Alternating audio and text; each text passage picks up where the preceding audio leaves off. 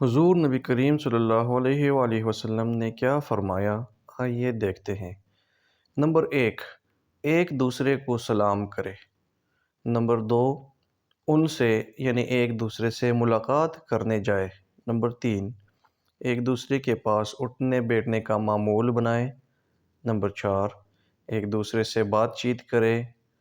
ایک دوسرے کے ساتھ لطف اور مہربانی سے پیش آئے،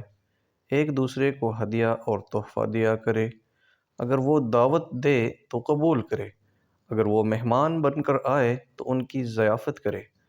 انہیں اپنی دعاؤں میں یاد رکھے، بڑے ہیں تو ان کی عزت کرے، چھوٹے ہو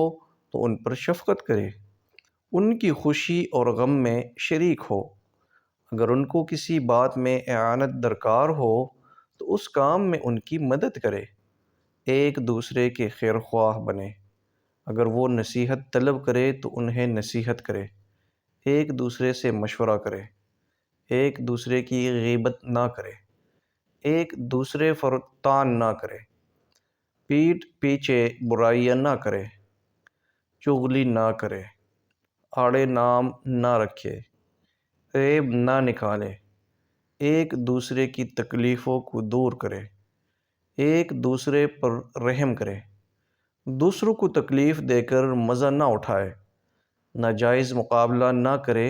مقابلہ کر کے کسی کو گرانا بری عادت ہے، اس سے ناشکری کے اسباب پیدا ہوتے ہیں۔ نیکیوں میں سبقت اور تلفظ جائز ہے،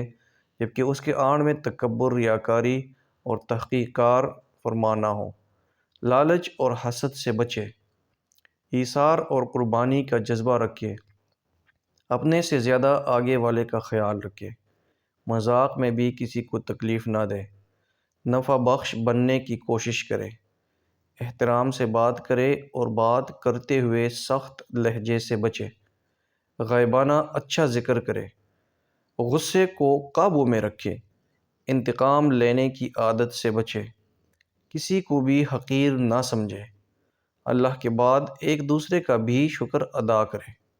اگر بیمار ہو تو عیادت کرے، اگر کسی کا انتقال ہو جائے تو جنازہ میں شرکت کرے۔